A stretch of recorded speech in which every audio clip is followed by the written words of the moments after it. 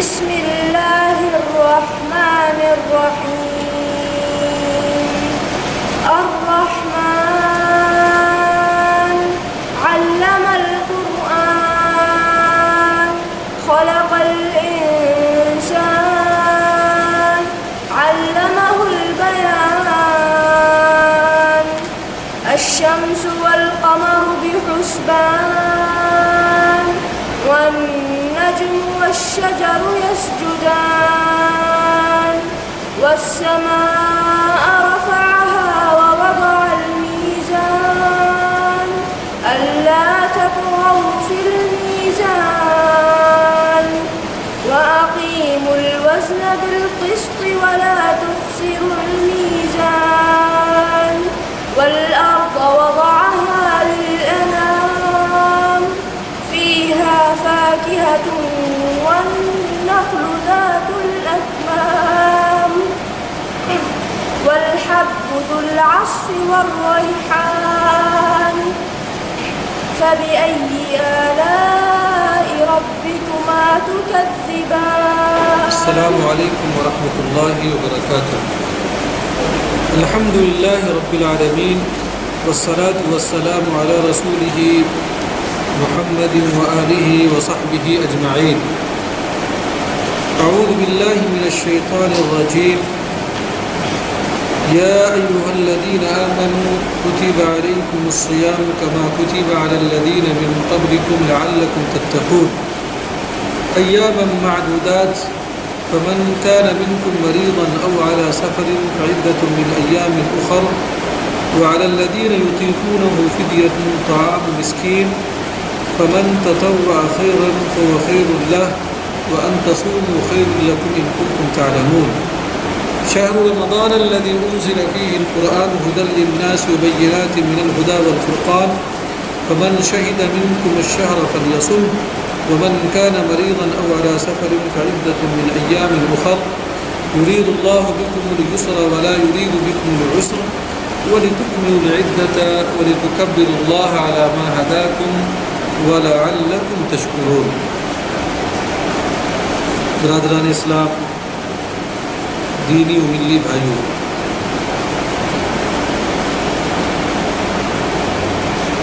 مکتب جالیات حفظ الباطن کے برانچ سنائیہ میں ہم لوگ تشریف فرما ہیں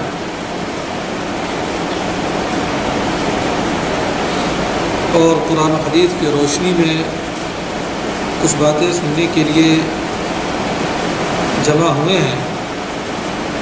چونکہ رمضان المبارک کی آمد ہے، 2-3 دنوں کے بعد ہم رمضان المبارک میں قدم رکھ دیں گے.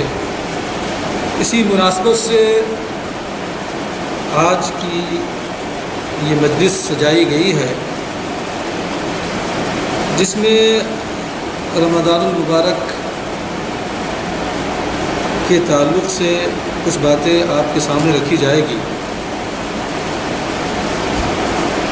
اس مہینے کی فضیلت و اہمیت کے تعلق سے ہم نے گزشتہ ہفتے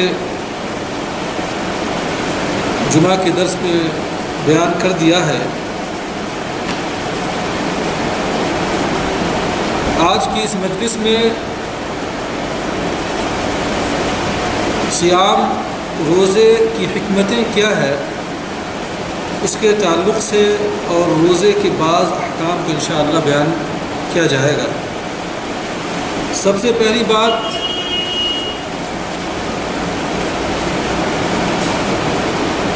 صیام کی تعریف کیا ہے.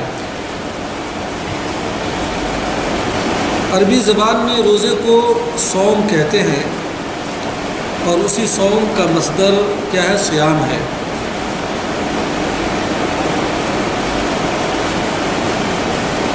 اس کا معنی یہ ہوتا ہے رکنا. کسی بھی چیز سے اپنے آپ کو روک لینا یا کسی بھی چیز سے رکنا، کھانا پینا یا دیگر چیزوں سے رکنے کا نام کیا ہے؟ صوم. اور شریعت کی اصطلاح میں صوم کہتے ہیں التعبد للہ بالامساک عن الاکل والشرب وسائر المفطرات من طلوع الفجر الثانی الى غروب الشمس. اللہ رب العالمین کی عبادت کے غرض سے کھانے اور پینے اور ان تمام چیزوں سے رک جانا جو چیزیں روزے کو توڑ دیتی ہیں. صبح صادق سے لے کر غروب آفتاب تک اس کا نام کیا ہے؟ روزہ ہے. ایسے اگر آدمی بغیر کسی مقصد کے اللہ کی خوشنودی اور رضا کے لیے اگر نہیں بلکہ عام طور پہ اگر صبح سے لے کر شام تک بھوکا اور پیاسا رہ جائے تو روزہ نہیں کہلائے گا جب تک کہ اس کی نیت روزے کی نہ ہو اور اللہ رب العالمین کی خوشنودی اور رضا شامل نہ ہو، اخلاص نہ ہو. اسی لیے ضروری ہے کہ مقصد کیا ہو؟ اللہ رب العالمین کی خوشنودی اور رضا. اس مقصد سے اگر آدمی کھانے پینے اور بیوی سے ہم بستری کرنے یا اسی طرح سے ہر وہ چیز جو روزے کو توڑ دیتی ہے ان تمام چیزوں سے رک جاتا ہے، اس کا نام کیا ہے؟ روزہ ہے. اللہ رب العالمین اپنے تمام کاموں میں حکیم ہے. اللہ رب العالمین کا کوئی کام جو ہے حکمت سے خالی نہیں ہے. ظاہر سی بات ہے اللہ رب العالمین اپنے بندوں پر بہت ہی زیادہ رحیم و کریم ہے.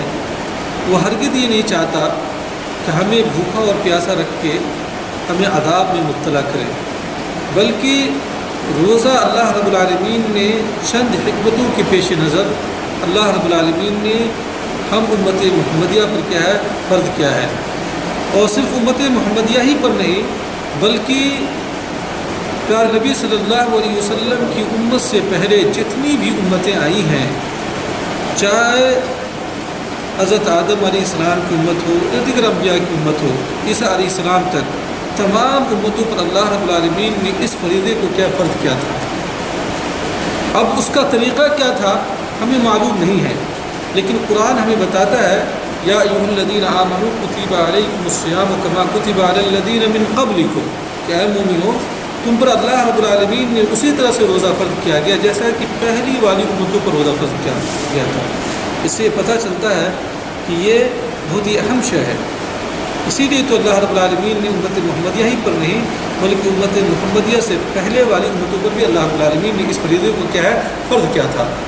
اور اس کے ساتھ ساتھ اس کے اندر مسلمانوں کے لیے بھی ایک تسلیہ ہے کہ تم ہی لوگوں پر نہیں بلکہ تم سے پہلی امتوں پر بھی اللہ رب العالمین نے جو ہے روزے کو فرض کیا ہے. روزے کی بہت ساری حکمتیں ہیں. ان میں سے ایک حکمت یہ ہے کہ روزے کا مقصد یہ ہے کہ اللہ رب العالمین کا خوف اور تقوی اور خشیت انسانوں کے اندر کیا پیدا ہو جائے، ہے کہ نہیں؟ یہ جو روزہ ہے انسانوں کو تقوی کی طرف کیا ہے؟ رہنمائی کرتا ہے. جیسا کہ اللہ رب العالمین نے سورۃ البقرہ کی اسی آیت کے آخری حصے میں کیا فرمایا؟ لعلکم تتقون، تاکہ تمہارے اندر کیا ہے؟ اللہ رب العالمین کا تقوی اور خوف اور خشیت کیا ہے؟ پیدا ہو جائے. روزے کی حکمتوں میں سے دوسری حکمت یہ ہے کہ روزے کے دروس میں سے فوائد میں سے دوسرا فائدہ یہ ہے کہ اس سے جو ہے بہت بڑا اجر حاصل ہوتا ہے. روزے دار کے لیے کیا ہے؟ اجر عظیم ہے. اللہ کے رسول صلی اللہ علیہ وسلم نے فرمایا، راوی ہے ابو سعید الخدری رضی اللہ تعالیٰ عنہ، کہتے ہیں کہ اللہ کے رسول صلی اللہ علیہ وسلم نے فرمایا کہ ما من عبد یصوم یوما فی سبیل اللہ الا بعد اللہ بذلک وجهه عن النار 70 خریفا، کہ جب کوئی بندہ ایک دن بھی اللہ رب العالمین کے راستے میں روزہ رکھتا ہے، اللہ کی خوشنودی اور رضا کے لیے روزہ رکھتا ہے، تو اللہ تعالیٰ اس کے چہرے کو جہنم سے 70 سال کی مسافت کی دوری پر کیا ہے اس کے چہرے کو کر دیتا ہے، یعنی اس کو جہنم سے کیا ہے؟ بچا لیتا ہے. کتنا بڑا اجر ہے روزے کا. اور اس کو روایت کیا ہے؟ امام مسلم نے. روزے کے فائدوں میں سے ایک تیسرا فائدہ کیا ہے کہ یہ روزہ جو ہے گناہوں کا کفارہ ہے. کیا ہے؟ گناہوں کا کفارہ ہے. اللہ کے رسول صلی اللہ علیہ وسلم نے فرمایا، ابو ہریرہ کی روایت ہے، من صام رمضان ایمانا واحتسابا غفر له ما تقدم من ذنبه. یہ حدیث تو بہت ہی معروف حدیث ہے، بارہا آپ سنتے ہوں گے کہ جس نے اللہ رب العالمین کی خوشنودی اور رضا کے لیے اللہ پر ایمان رکھتے ہوئے اللہ سے اجر کی امید رکھتے ہوئے روزہ رکھتا ہے تو اللہ تعالیٰ اس کے پچھلے سارے گناہوں کو کیا معاف فرما دیتا ہے. اس کو امام بخاری اور امام مسلم نے روایت کیا ہے. اسی طرح سے ایک روایت کے اندر ہے کہ اللہ کے رسول صلی اللہ علیہ وسلم فرمائے کہ الصلوات الخمس والجمعۃ الی الجمعۃ ورمضان الی رمضان مکفرات لما بینہم مجتنب الکبائر، کہ 5 نمازیں ایک جمعہ دوسرے جمعہ کے مابین اور اسی طرح سے ایک رمضان اور دوسرے رمضان کے مابین جو گناہ سرزد ہوتے ہیں یہ چیزیں کیا ہے ان گناہوں کو کیا ہے ان گناہوں کے لیے کفارہ ہے. 5 نمازیں اور اسی طرح سے جمعہ کے اور ایک دوسرے جمعہ کے مابین جو گناہ ہوتے ہیں اور رمضان اور دوسرے رمضان کے مابین جو گناہ ہوتے ہیں، یہ ساری چیزیں ان کے لیے کیا کفارہ ہے جب تک جو ہے بڑے گناہوں سے کیا کہتے ہیں اجتناب کیا جائے، جب تک بڑے گناہوں سے اجتناب کیا جائے. پتہ یہ چلا کہ کبائر جو ہے بڑے گناہ جو ہے صرف ان اعمال کے کر لینے سے کیا معاف نہیں ہوں گے، بڑے گناہوں کے لیے آپ کو کیا ہے توبہ کرنا ہوگا. ٹھیک ہے. روزہ کے فوائد میں سے چوتھا فائدہ یہ ہے کہ یہ روزہ جو ہے انسانوں کو اللہ کی عبادت پر کیا ہے ابھارتا ہے. اللہ اور انسان کے اندر کیا ہے ہمت پیدا کرتا ہے. آپ دیکھیں گے کہ عام دنوں میں لوگ کیا غافل ہوتے ہیں، لیکن جیسے ہی رمضان کا چاند نکلتا ہے مسلم معاشرے میں یا مسلم ملکوں کے اندر کیا چہل پہل کیا پیدا ہو جاتا ہے اور بہت سارے لوگ جو ہے سالوں سال اللہ رب العالمین کو بھولے ہوئے ہوتے ہیں، وہ خرامہ مسجدوں کی طرف آتے ہیں، ہے کہ نہیں. تو یہ روزہ جو ہے انسانوں کو کیا ہے اللہ رب العالمین کی عبادت اور اطاعت و فرمانبرداری پر کیا ہے ابھارتا ہے. اسی طرح سے روزے کے فوائد میں سے اور روزہ کی حکمتوں میں سے ایک حکمت یہ ہے کہ روزے سے انسانوں کا دل کیا ہے نرم ہوتا ہے. روزے کی وجہ سے کیا ہے انسانوں کا دل نرم ہوتا ہے.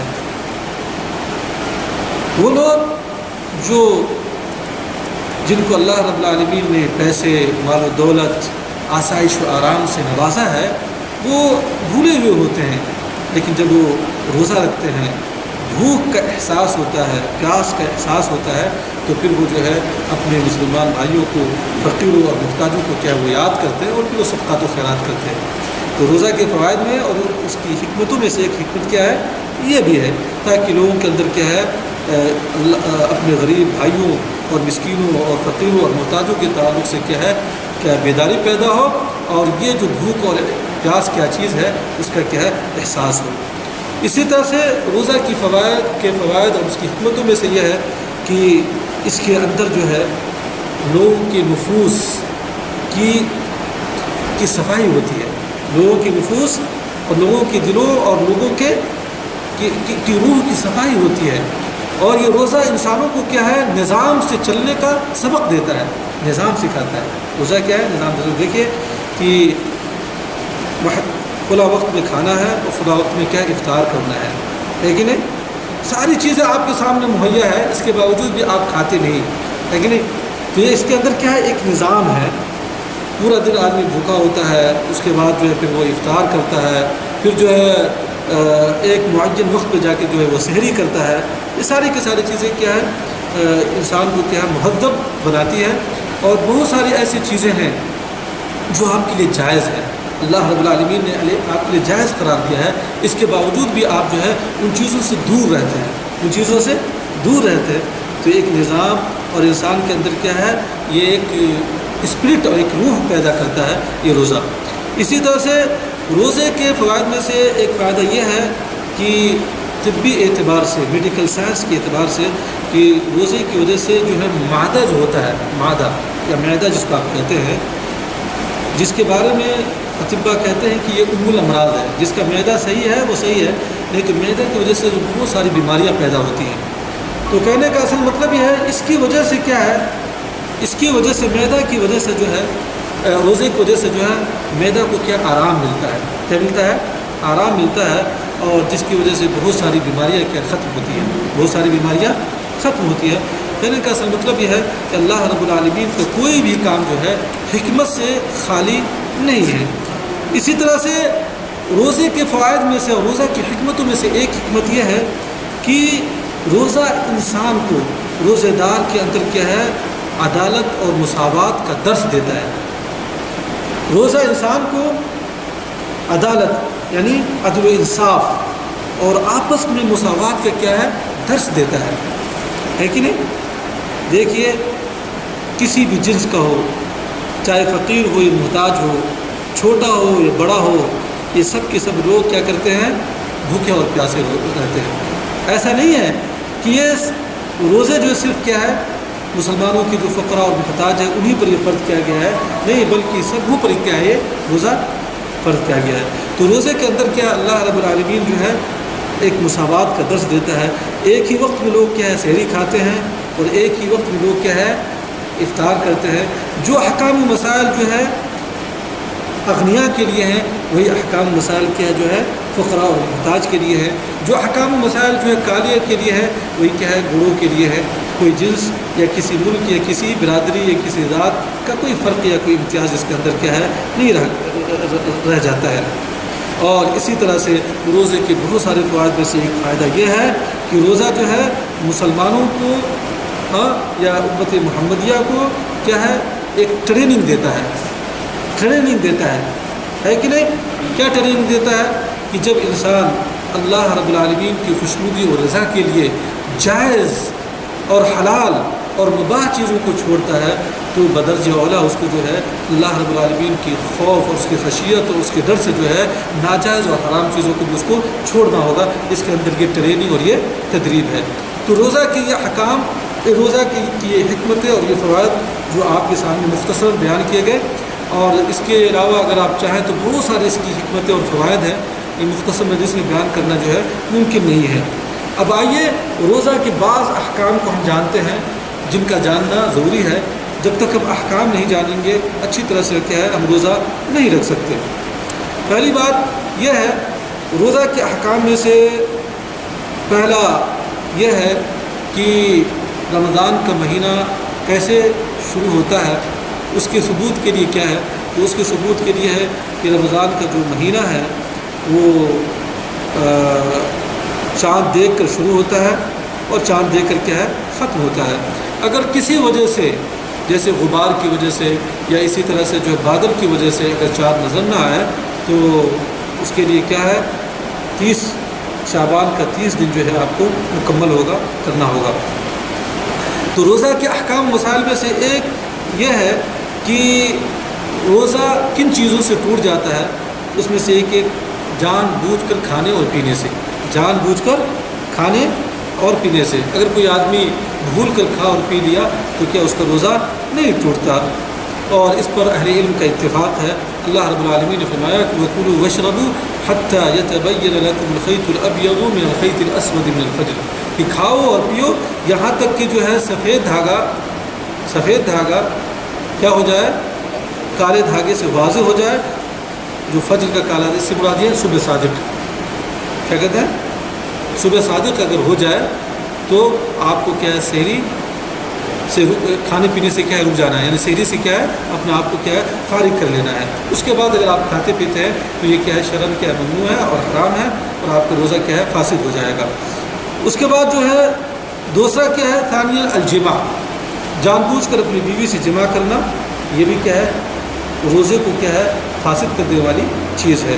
تیسری چیز یہ ہے کہ التقیع عمدن، جان بوجھ کر طے کرنا، جان بوجھ کر طے کرنا۔ اب ظاہر سی بات ہے بیمار ہو گیا آپ دن میں، بدہضمی ہو گئی اور آپ نے جان بوجھ کر طے نہیں کیا، ایسے طے آ گیا تو اس سے کیا روزہ نہیں ٹوٹتا ہے۔ اللہ کے رسول صلی اللہ علیہ وسلم نے فرمایا کہ من درأ القیء فلیس علیہ قضاء ومن استقاء عمدا فلیقضی، رواہ ابو داؤد والترمذی وصححہ الالبانی، یعنی جس کو قے آ گیا اس کے لیے کیا ہے قضا نہیں ہے، لیکن جس نے عمدن قے کیا اس کا کیا روزہ ٹوٹ جاتا ہے، اس کو چاہیے کہ وہ دوسرے دنوں میں اس روزہ کا قضا کرے۔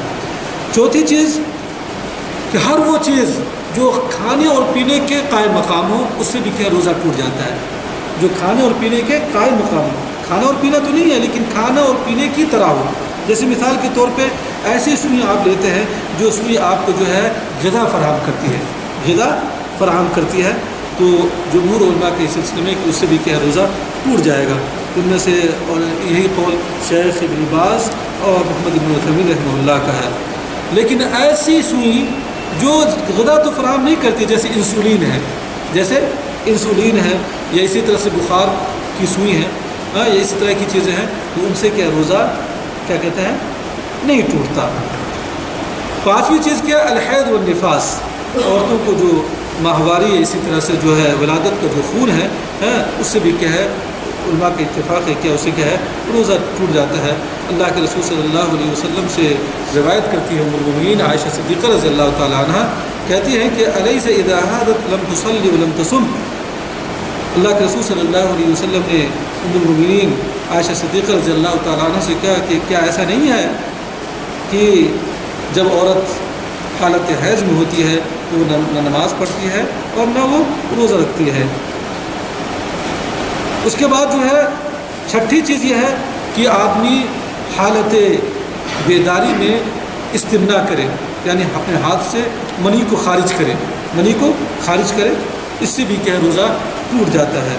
اللہ کے رسول صلی اللہ علیہ وسلم نے فرمایا، حدیث قدسی کے اندر ہے، اللہ رب العالمین کہتا ہے یترک طعامہ و شرابہ و شہوتہ من اجلی، بندہ جو ہے میرے لیے کھانے کو چھوڑ دیتا ہے، اپنی شہوت کو چھوڑ دیتا ہے، کیوں؟ صرف میری خوشنودی اور رضا کے لیے. تو اگر کوئی آدمی اپنے ہاتھ سے کیا ہے استمنا بالیت کرتا ہے، یعنی منی کو خارج کرتا ہے، تو اس سے بھی کیا روزہ ٹوٹ جائے گا. یہ جو حدیث میں نے بیان کی ہے یہ بخاری اور مسلم کی حدیث ہے. لیکن اگر کسی نے اور اسی طرح سے کوئی آدمی اپنی بیوی کو بوسہ لے یا اس سے جو ہے ملامسہ کرے، اس سے بغلگیر ہو اور جو ہے جس کی وجہ سے منی خارج ہو جاتا ہے، تب بھی اس کا روزہ ٹوٹ جائے گا. اب ایک بات کہ حجامت سمجھتے ہیں؟ حجامت ہمارے ملکوں میں تو نہیں ہے، لیکن پیارے نبی صلی اللہ علیہ وسلم کیا ہے حجامت کیا کرتے تھے، آپ نے کروایا ہے. صحیح بات یہ کہ حجامت سے کیا ہے روزہ کیا ہے جو راجح قول ہے نہیں ٹوٹتا، حجامت سے کیا ہے نہیں ٹوٹتا. لیکن اگر آپ کو یہ خوف ہے کہ حجامت کی وجہ سے خون زیادہ نکل جائے گا اور آپ جو ہے کمزوری اور لاغری کا شکار ہو جائیں گے، تو بہتر یہ ہے کہ آپ جو حجامت حالت صوم میں یا حالت روزہ کے اندر جو ہے حجامت بھی نہیں کروائے. حجامت کہتے ہیں کہ ایک طریقہ ہوتا ہے، چھوٹا سا کوئی آلہ ہوتا ہے جس کو جو ہے اس کے جسم کے کسی حصے پہ رکھ کے پھر وہ کیا کہتے ہیں پھونکنے کے ذریعہ ایک کوئی ایسی چیز ہوتی ہے جس سے وہ خون کو نکالتے ہیں، جس کی وجہ سے جو فاسد خون جو ہوتا ہے وہ نکل جاتا ہے اور پھر انسان کے اندر کیا ہے نشاط اور کیا کہتے ہیں چستی آ جاتی ہے. اور یہ بہت ساری بیماریوں کا بھی اس کے اندر کیا علاج ہے. اور یہ چیز کیا ہے عرب کے اندر رائج ہے، حفظ الباطن کے اندر بھی بہت ساری جگہوں پہ لوگ کرتے ہیں، بلکہ بعض مستوصفات اور بعض ہاسپٹلس میں یہ کیے جاتے ہیں، یہ کام کیا جاتا ہے. اسی طرح سے مدینے کے اندر تو لوگوں نے بہت ساری دکانیں کھول کر جو ہے حجامت کی رکھی ہے. تو یہ روزہ کے بعض احکام مسائل ہے. اب آئیے روزے کے بعض آداب ہیں جن کو جاننا ضروری ہے، ان کو بیان کر کے میں اپنی بات کو ختم کرتا ہوں. ان میں سے پہلا ادب یہ ہے سحری کرنا. کیا ہے؟ سحری کرنا. اور سنت یہ ہے کہ سحری کے اندر کیا ہونی چاہیے؟ تاخیر ہونی چاہیے.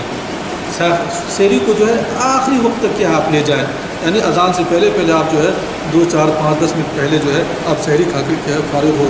اللہ کے رسول صلی اللہ علیہ وسلم نے فرمایا، بخاری کی روایت ہے کہ تسحروا فإن فی السحور برکہ. سحری کیا کرو، سحری کے اندر کیا ہے برکت ہے. اور یہ ظاہر سی بات ہے جس برکت اس کے دو ناحیوں سے ہے. ایک تو یہ ہے کہ آپ نبی صلی اللہ علیہ وسلم کی سنت پر آپ عمل کریں گے، اور دوسری چیز یہ ہے کہ جب آپ سحری کرتے ہیں تو آپ پورا دن کیا ہے نشاط جو ہے محسوس کریں گے، اور زیادہ سے زیادہ آپ قرآن کی تلاوت ہے اور اچھی طرح سے کیا ہے آپ روزہ رکھ سکتے ہیں اور دیگر عبادتوں کو کیا ہے انجام دے سکتے ہیں.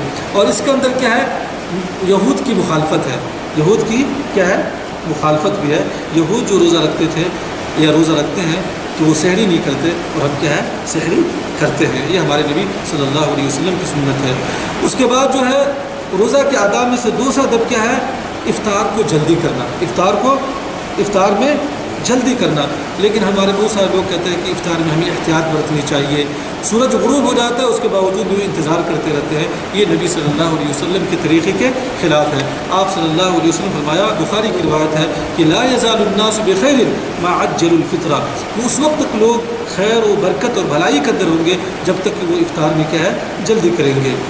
اسی طرح سے روزے کے آداب میں سے تیسرا ادب یہ ہے کہ ہمیں افطار کرنی چاہیے کس پہ؟ رطب پہ. رطب جو کھجور ہے اس پہ ہمیں کرنا چاہیے. اگر رطب نہ ملے تو جو ہے عام کھجور ہے اس پر کرنی چاہیے, اور وہ بھی نہ ملے تو کیا کہتے ہیں ہمیں جو ہے پانی سے کرنا چاہیے. لیکن بہت سارے لوگ جو ہے اس کا اہتمام نہیں کرتے, بھوک لگی ہوتی ہے فوراً وہ جو ہے کوئی نمکین چیز کھا لیتے ہیں. یہ نبی صلی اللہ علیہ وسلم کی سنت کے خلاف ہے. اور اس پر جب ریسرچ کیا گیا تو میڈیکل سائنس کے اعتبار سے اللہ کے رسول صلی اللہ علیہ وسلم نے جو سنت کا طریقہ ہمیں بتایا ہے اس کے اندر بہت سارے فوائد ہیں. اس کے اندر جو آپ نے بتایا کہ کھجور پر یا رطب پر یا پانی سے افطار کرو, تو میڈیکل سائنس نے ثابت کیا کہ اللہ کے رسول صلی اللہ علیہ وسلم کی یہ سنت حکمت سے خالی نہیں ہے, نہ جسمانی اعتبار سے اور صحی اعتبار سے, طبی اعتبار سے اس کے اندر بڑے فوائد ہیں. اس لیے ہمیں نبی صلی اللہ علیہ وسلم کی سنت کو ہمیشہ جو ہے لازم پکڑنا چاہیے.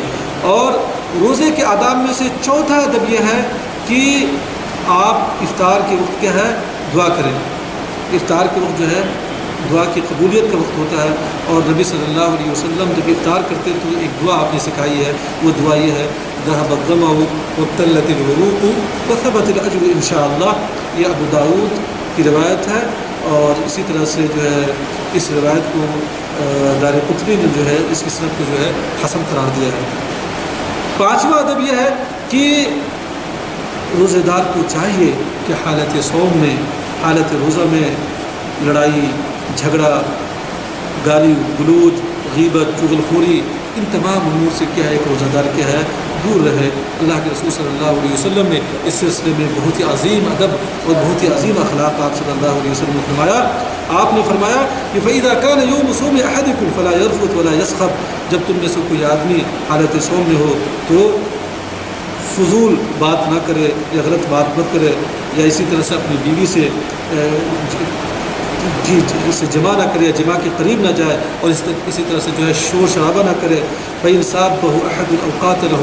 اگر کوئی شخص اس کو گالی دے یا اس سے قتال پر آمادہ ہو جائے تو اس کو چاہیے کہ یہ کہے اپنی زبان سے اور اپنے دل سے یہ کہے کہ انی صائم, میں روزہ دار ہوں, میں تم سے لڑ نہیں سکتا, میں تم سے کیا ہے قتال نہیں کر سکتا. یہ کتنا بڑا اخلاق, کتنا عظیم اخلاق جو ہے پیارے نبی محمد عربی صلی اللہ علیہ وسلم نے ہم سب کو سکھایا ہے. اور روزے کا اصل مقصد ہی یہی ہے کہ ہمارے نفس کی صفائی ہو, ہمارے روح کی صفائی ہو, ہمارے اخلاق کی صفائی ہو. اگر ہم روزہ رکھتے ہیں, گالیاں دیتے ہیں, گالی گلوچ کرتے ہیں, فضول باتیں کرتے ہیں, غیبت اور چغل خوری کرتے ہیں, ہمارا نفس صاف نہیں ہوتا تو روزے کا کوئی فائدہ نہیں ہے. نبی صلی اللہ علیہ وسلم کے قول کے مطابق اگر کوئی آدمی آپ کو گالی دے یا آپ سے لڑنے پر آمادہ ہو جائے تو آپ کو یہ کہنا چاہیے کہ انی صائم, بھائی میں روزہ دار ہوں, میں تم سے جہالت سے بات نہیں کروں گا یا جہالت پر میں آمادہ نہیں ہوں گا. ٹھیک ہے.